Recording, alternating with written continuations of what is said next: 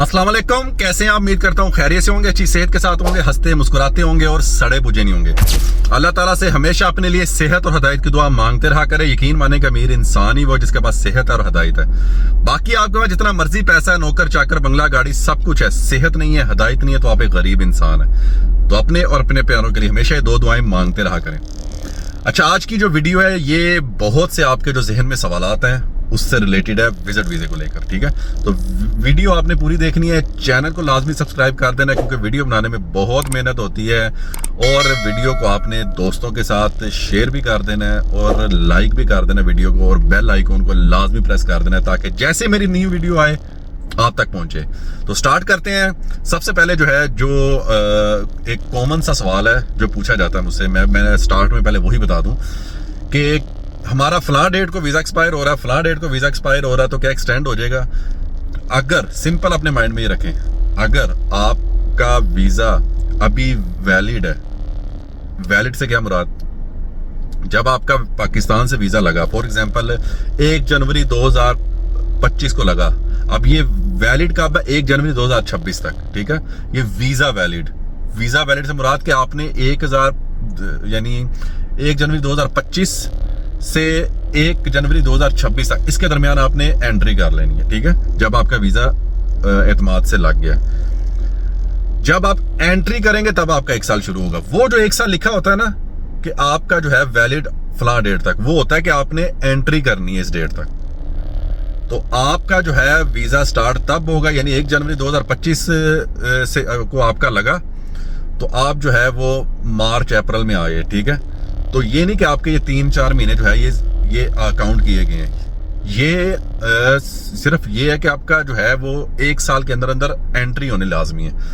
ये उस चीज में काउंट हो रहे हैं कि आपका वीजा खत्म हो रहा है, तो आप जो है ना एंट्री करें जल्दी। लेकिन जब आप एंट्री करते हैं फिर आपका 1 साल शुरू होता है, और फिर आपको हर 3 महीने बाद एक्सटेंड करना होता है, जो आपको मैसेज आता है। ठीक है, तो जब आपका अभी वीजा पड़ा हुआ है, आपने जो है वो भी एंट्री की है, 3 महीने गुजरे हैं, 6 महीने गुजरे हैं, तो इसका मतलब है आपका 6 महीने गुजरे हैं तो 6 महीने पड़े हुए हैं आपके, 3 महीने गुजरे तो 9 महीने पड़े हुए हैं आपके। तो आपने जो है वो उस चीज को देखना है। पेपर को आप छोड़ दें, जो आपके पेपर पे है वो आपकी वीजा एक्सपायरी डेट थी कि आपने इन करना है। ठीक है, ये चीज क्लियर होगी।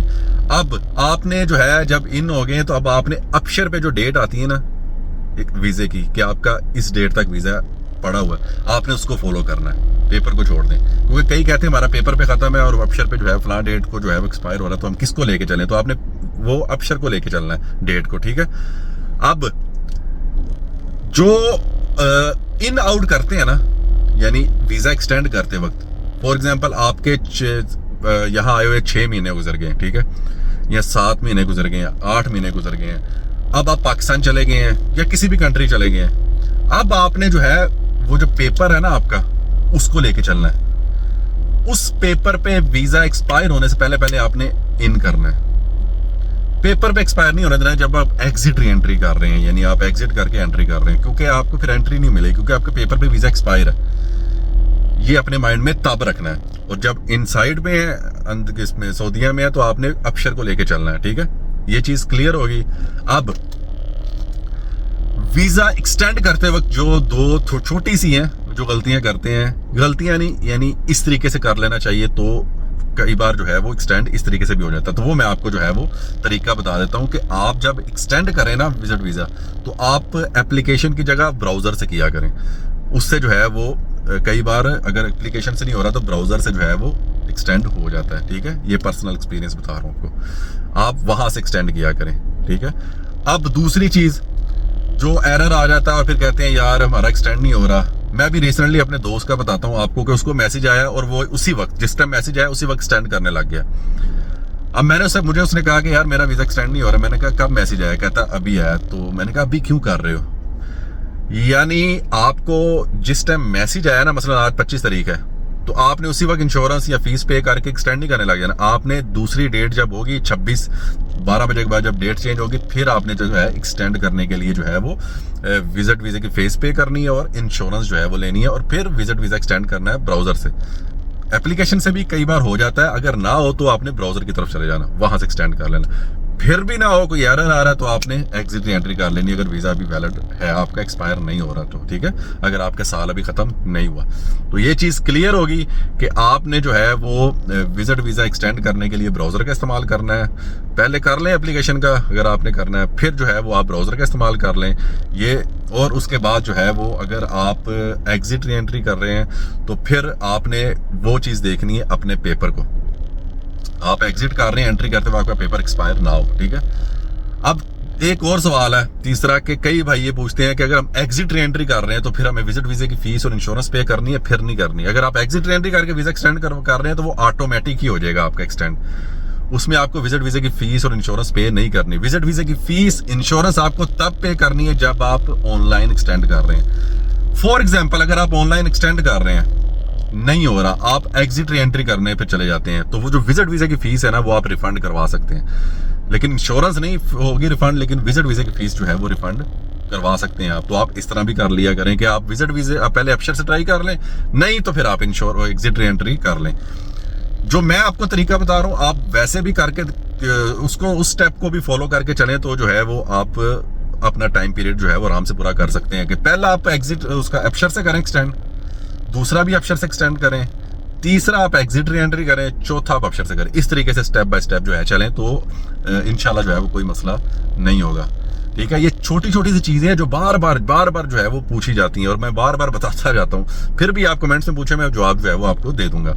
तो आपने जब यहाँ सऊदीया में है तो आपने अपशर को देखना वैलिड है, ठीक है, एक्सपायर नहीं होने देना अपशर पे आपने, और अपना जो है वो यानी ओवर स्टे का जो है वो सोचना भी नहीं कि ओवर, क्योंकि बड़ी फिर मुश्किल पैदा होगी, बड़ा मसला पैदा होगा और आप दोबारा आ भी नहीं सकेंगे, और स्पॉन्सर को भी मसला होगा, ठीक है। अब जिनका भी विजिट वीज़ा है, मल्टीपल विजिट वीज़ा है या पर्सनल विजिट वीज़ा जो भी है, वो जो मल्टीपल है वो अपना टाइम पीरियड देखा करें कि आपका जो है वो टाइम पीरियड जो है वो कितना बाकी है। सिंगल एंट्री का तो ये है ना कि आपने एग्जिट कर लिया, अब दोबारा एंट्री नहीं हो सकती। उम्रे का भी ये एग्जिट कर लिया, एंट्री नहीं हो सकती। और उम्रे वाले जो है 29 अप्रैल 2025, मैं बार बार कह रहा हूँ, उनकी लास्ट डेट है, उससे पहले पहले एग्जिट करना है, ठीक है। ये चीज़ क्लियर होगी। अब कई भाई जो है वो कहते हैं हमारा 15 महीने तक एक्सटेंड हो जाता है। देखें, बात सुने, अगर आपको मैसेज आया, यानी आपका साल खत्म होने वाला, आपको मैसेज आया, आपने एक्सटेंड किया, अपशर से एक्सटेंड हो गया, आपका अपशर पे वीज़ा वैलिड हो गया, तो आप रह सकते हैं। नहीं हुआ तो आपने जाना है वापस, बस ये सिंपल सा आपने देखना है। बाकी ये जो आप एजेंट या इधर उधर जाते हैं, ये आपकी सरदर्द है, मैं तो इन चक्करों में जो है वो नहीं पड़ता। लेकिन आप जिस तरीके से मैंने आपको कहा ना, पहला अपशर से होगा एक्सटेंड, दूसरा भी आप अपशर से करें, तीसरा आपने एग्जिट री एंट्री कर लेनी बगैर पूछे, चौथा आपने अपशर से ट्राई कर लेना, नहीं होता तो एग्जिट री एंट्री कर लें। इस तरीके से चला करें, सिंपल। अब कई ये पूछते हैं कि विजिट वीज़ा की फीस कितनी है। विजिट वीज़ा की फीस 100 रियाल होती है पर पर्सन, ठीक है, यानी 2 लोग हैं, 200 रियाल, 100 रियाल उसका देना है, 100 रियाल उसका देना है।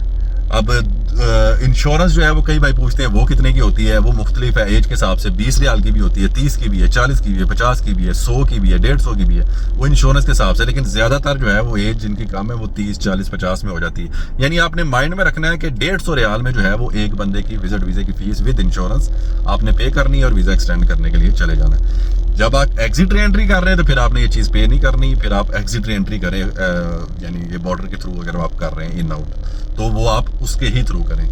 ये चीज़ क्लियर हो गई है इन दिनों में, क्योंकि ये बहुत ज़्यादा पूछे जाने वाला सवाल है कि भाई हमारा विजिट वीज़ा एक्सटेंड होगा, टाइम पीरियड पड़ा है तो एक्सटेंड हो रहा है, एरर आ रहा है तो एग्जिट री एंट्री कर लें, एक्सपायर होने को है तो आपका साल पूरा हो गया तो आप वापस चले जाएं। किसी झंझट में जो है वो मत पड़ें, ठीक है।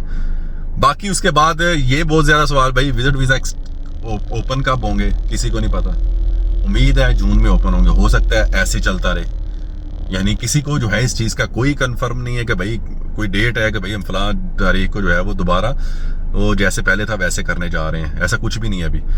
जैसे जो अभी चल रहा है, जिस तरह उन्होंने कर दिया है, हो सकता है वैसे जो है वो आगे भी चले आए कि आप पे वो जो है वो, यानी आपको नहीं इख्तियार होगा कि आप सेलेक्ट करें मल्टीपल या सिंगल। हो सकता है एम्बेसी में जैसे अभी चल रहा है वही सिलेक्ट करें और वही आपको जो है वो लगा के दें, सिंगल या मल्टीपल, उनकी मर्जी, ठीक है। तो ये चीज़ जो है अभी कोई कंफर्म नहीं है कब ओपन होंगे, हो सकता है हज के बाद जून में, उम्मीद है। उसके बाद ये वाला भी कि भाई हमारे पास जो है वो वीज़ा पड़ा हुआ, क्या हम एक्सटेंड करने के लिए, वो वीज़ा लगवाने के लिए पाकिस्तान में जमा करवा दें, सबमिट कर दें, तो मत करवाएं, नहीं जमा होंगे, ना इस चक्कर में पड़ें, ना जो है वो फजूल के अंदर टाइम वेस्ट करें। जो करना है हज के बाद करें, हज से पहले जो है वो आप अब साइलेंट होकर बैठ जाएं। कोई भी जो है वो अगर आना चाह रहा है तो वो हज के बाद का अपने माइंड में रखे, क्योंकि जो है वो क्लियर चीज़ होगी हज के बाद। तो ये छोटी छोटी चीज़ें थी जो मैंने जो है सोचा आपको बता दूं। बार बार जो है ये चीज़ पूछी जा रही थी, तो मैंने फिर आपको डिटेल से बता दी है। कमेंट्स में आप फिर मुझसे पूछ सकते हैं, इंस्टाग्राम पे जो है वो मुझसे पूछ सकते हैं, वॉइस मैसेज करके मैं आपको आंसर दे दूंगा। इसके अलावा अगर कोई आपकी बात है तो मैं आपको उसका जवाब कमेंट्स में दे दूंगा। तो वीडियो को यहाँ ख़त्म करते हैं। अल्लाह ताला आप सबको खुश रखे, अपने हिफ्ज़ व अमान में रखे, और अल्लाह ताला आप सबके बच्चों के साथ उनके माँ बाप का साया हमेशा कायम रखे। इजाज़त चाहता हूँ, अल्लाह हाफिज़।